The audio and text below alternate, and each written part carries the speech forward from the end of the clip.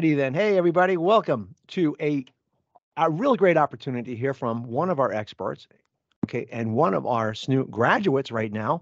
I'm Dr. Jeff Sonic, Associate Dean, Department of Criminal Justice, all that. And I also teach, and I had the privilege and honor of working with Sean Jefferson, okay, who's here, as you can see him right now, who's agreed to do this interview.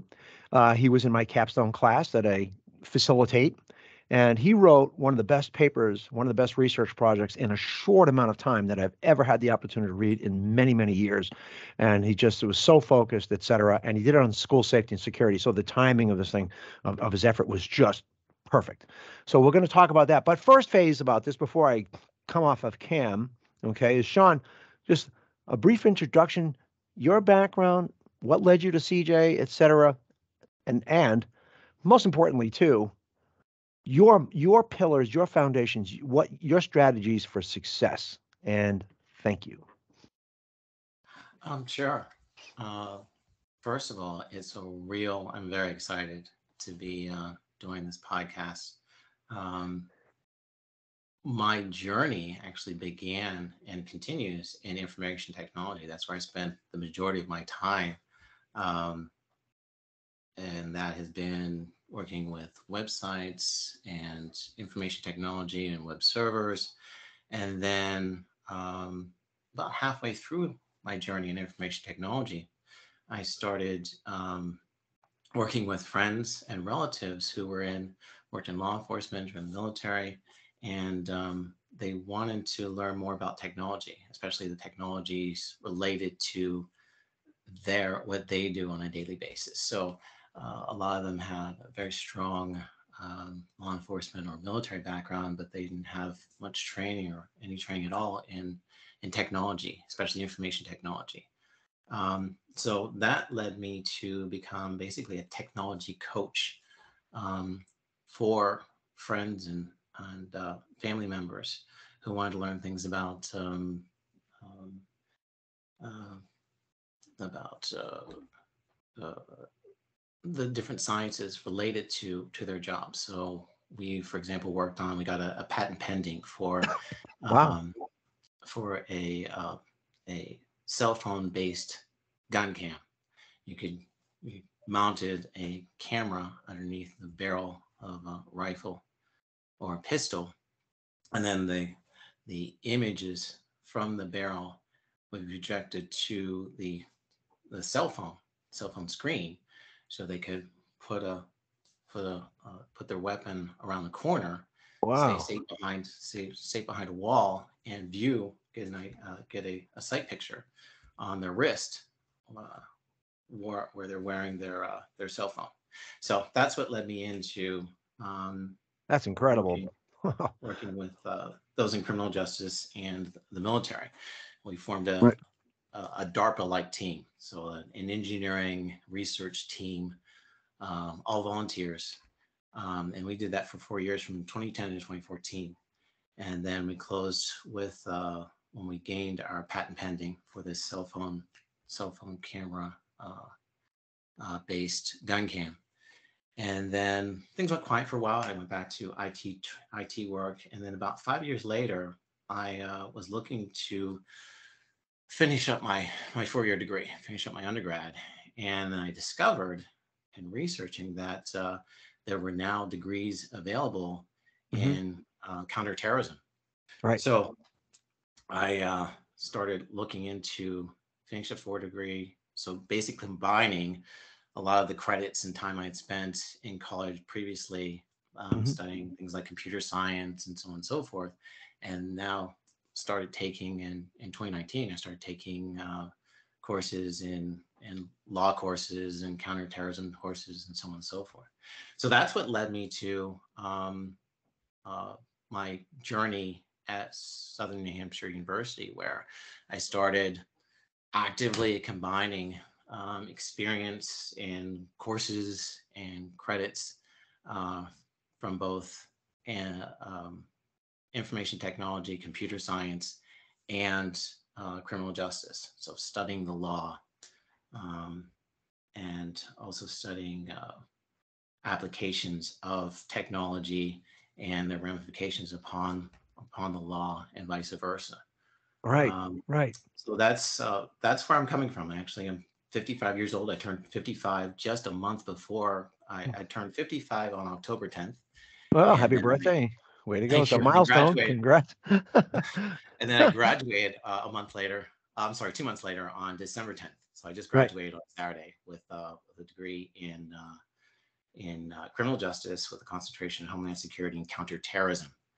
And Sweet. again, what makes it interesting is that I couldn't even touch a degree in Homeland Security prior Hmm. to 2001 because there's no such thing as the Department of Homeland Security. Right. So That's right. Right.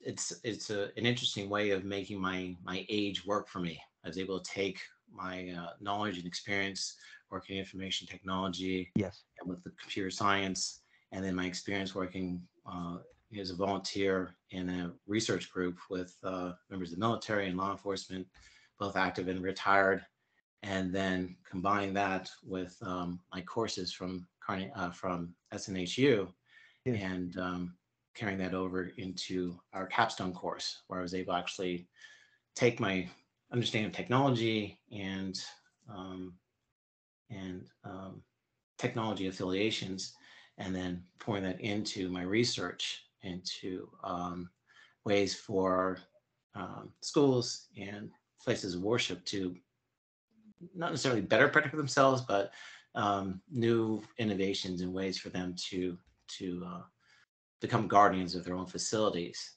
but do it in such a way where they can use technology to make it uh, use technology that's more transparent. So you don't look Right. through it instead of putting bars on windows and bars on the glass of doors using 3M unique 3M ballistic adhesive or ballistic film is what it's called Yes. to protect windows, but make it transparent so you don't feel like you're protected from rounds, but you're actually not behind barred windows, that sort of thing.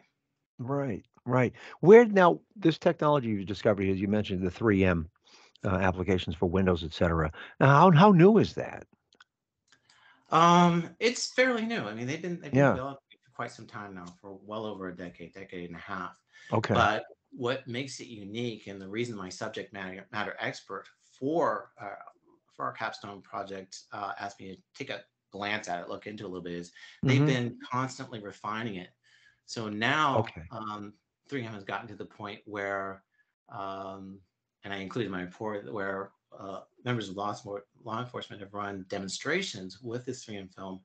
And what they found is if you put the film on the front and the back of a window, that the one law enforcement team member who was demonstrating or testing it out emptied out the magazine of his assault rifle. Then he pulled out his sidearm, emptied out that magazine. The window still Okay. remained intact. It was cracked, but the adhesive kept it together. And then Ah, okay. he took a tool that you use to pull down drywall. That's a bar, but basically a bar on a hook. And he tried to pull the window apart and get through the window using that. And he still couldn't do it within his 5 minute time limit, which is basically his response time. So he said during the Okay. demonstration, he said, we're gonna limit our time to the amount of time it would take for law enforcement to respond once an attack begins on a school window or a church window or whatever. So, Okay. so there have been massive improvements in not only that kind of technology itself, but how it's implemented and how it's tested and how it's being utilized. Um, so a lot of these technologies are that way. So we looked at things like what are called fog cannons. So fog cannons are fairly new. They started in Europe to protect things like banking windows and jewelry stores, and then migrated into homes.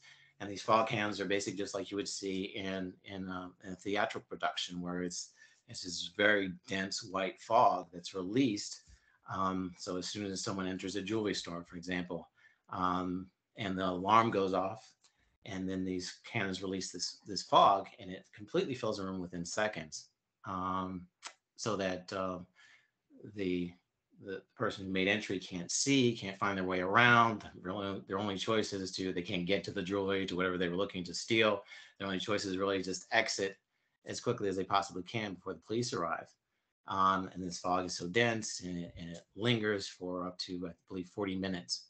So things Wow. like these It's are, incredible. again, we talk about transparency. So Right. these are security measures that churches and schools can upgrade their security in an affordable fashion, but do it in such a way where parishioners and students don't feel like they are uh, in a facility that's been up armored. Right. Um, so a lot of my research for this capstone project was really centered around um, things like uh, gunshot warning systems. So if a shot goes off, there's an acoustic system inside a building. It listens for a very specific type of sound. If it hears a gunshot, then it sends alerts to everyone inside the building and activates the alarm system. And it it also has integrated heat sensors to prevent false alarms. Again, things like that are upgrades. Oh yeah. These Right. Right. acoustic Right. sensors existed a decade ago, but including thermal uh, thermal sensors. So it hears what it thinks is a gunshot, and it checks that against, of course, a heat signature that comes from the muzzle of the weapon and says, "Yeah, this is real." And then it issues a warning, sends out messages to text messages to phones and to whoever's running the security system, and then can alert the police, so on and so forth. Right. So a lot of these things are information technology related. It's not Right. just having a system where Right. it listens for what it thinks is a gunfire and attack. It can react, respond, use artificial intelligence, send out messages, contact the police, Right. um, determine location, where the shot came from, and migration, where the person has moved to in the last minute or so. So the police, if the attack starts at the beginning or on the first floor, but now the attacker is on the second or third floor, police will actually know, using this uh, uh, recognition software, know where they're at in the building right now. So the Right. police can respond and say, okay, he's on the third floor. Last shot was third floor 20 seconds ago. That sort of thing. So a lot of it is not only enhancements in technology and our understanding of technology, but how we implement the technology and how we, as students of our own sciences, Yes. um, apply our understanding and our theory and say, well, so for example, I looked into auto locking gates. So these are gates that are Right. at every key entrance or exits within a church or a school. And the way these work is they're held in place by a remote lock or by a magnetic lock. And as soon as alarm is sounded and there's an attack underway, then these gates release automatically and lock into place to prevent an active shooter, from just roaming from hallway to hallway, floor to floor, room to room, so on and so forth. Right. So basically, these locking gates are in hallways. But the problem is with these locking gates, they're obvious. So as you're walking down a hall, you see this locking gate it's locked in place or it's Right. secured in place, but you can still see those that steel gate, that heavy gate just sitting there in a hallway, and you're thinking psychologically, why is that there? Why did that need to be there? Am I safe? Yeah. So Right. one of the things I brought up in my research paper, was that psychiatrists become concerned with putting certain technologies into schools, especially grade Yes. schools or even Interesting. churches, where people want to feel secure, but they don't necessarily want to feel like they are locked in or locked down or potentially locked down. So of the about approximately 8 different technologies I looked into for my subject matter experts in the Teller County Sheriff's Department, not all were would be of particular appeal to. They might be of particular appeal to a corporate environment or a government environment, but not necessarily for a grade school or a junior high or a Right. church, especially a church Like that with siege mentality. Yeah, man. right, Right. exactly. So where people don't want to feel locked down. So I started to look at that and say, well, what we want to do then is look into maybe combining new transparent technologies. So fog cannons plus 3M ballistic film Yes. on windows, or retrofitting doors so the inside of the floor is filled with a ballistic material, a polymer that is bulletproof, but the outside of the door looks exactly the way it did before it was retrofitted. Right, right. So as opposed to a steel door with steel locks and steel brackets, and it looks like a prison door. I've seen schools like that. You're right. No, it's true. Exactly, Then, exactly. yeah, I've seen schools like that. So, for the interest of time, and I'd love to say this could be part one, if you don't mind.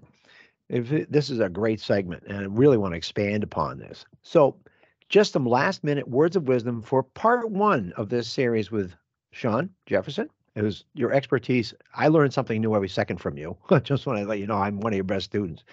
So, for part one, okay, would be, say, 3 or 4 recommendations to students relative to planning their week and strategies for success? I would say use your background. So Okay, right, right.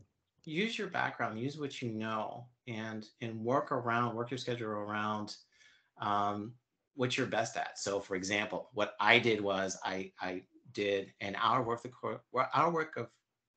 coursework every morning before I started my regular work, my IT work, Okay. and then at the end of my IT job day, I did another hour of coursework, and then I did 3 hours of coursework every Saturday morning, which gave me about 13 hours of coursework in, and then I take Sundays off. And I did that because that's just a routine I've always had, even when I was just working in information technology. If they had a deadline or projects Yes. work on, if I had to put in extra time, I put an extra hour in the morning, an extra hour in the evening, and then a little bit of extra time in the weekend, early in the weekend. And that way, I felt like I still had some breath left, man, breath and some energy left Yeah, the to rest of recover. that That's Saturday remarkable. afternoon and all day Yeah. Sunday, so that Monday would be fresh. So that sort of thing. Right. But yeah, I think, and the other thing is, my other recommendation for students coming in is use your Asian experience as a tool, Yes. Right. and put yourself in a position where you can feel relaxed and feel confident and feel like you're operating out of your experience rather than out of what you don't know or what you don't understand. Right. So yeah, use your knowledge, and not just knowledge of of um, of things that you aspire to do, but use the knowledge of things that you have done, and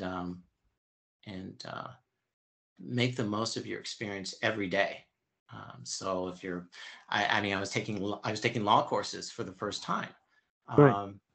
um, but I used my understanding. I approached the law from a technology perspective. So if we were studying surveillance and law based on surveillance, and I would Right. always, I was always trying to view the lesson or the course based on things I understood already. That's very profound. Yeah, that's the first time of all the students like yourself, very successful, who've actually said, yeah, rely upon your experience, your knowledge. You do come to the table with quite a lot. So this was great, Sean. Like I said, part one. I'd love to bring this up again if you have time. Let's just say right after the holiday season in early January. Oh And yeah, I we, would love it. I mean, this is yeah. absolute perfect for me. Oh no, this is great. This is great. And selfishly speaking, I think the students are really going to love this. The faculty too. They're going to learn a lot as I have. So with that said, I'm going to close down the recording, but only for part one, everybody. And once again, I want to thank you, sir, for taking the time out to share wisdom in such a short amount of time. But again, I think it's definitively worthwhile to expand upon what you've learned and some of some more recommendations you have for students, i.e., for success and strategy and discipline, all things you identified. So with that said, I'll shut it down for part one with Sean Jefferson. So stay tuned for part two. This is going into every single CJ course. And when I get feedback, Sean, from them, I will let you know. If a student has a question, is it okay if they contact you? Oh, absolutely. Great, great. This is great. We are hitting home runs all over the place tonight. Well, everybody, thank you very much for listening to this video and stay tuned for part two. And again, Sean, have a great day and have a great holiday season, sir. Thank you.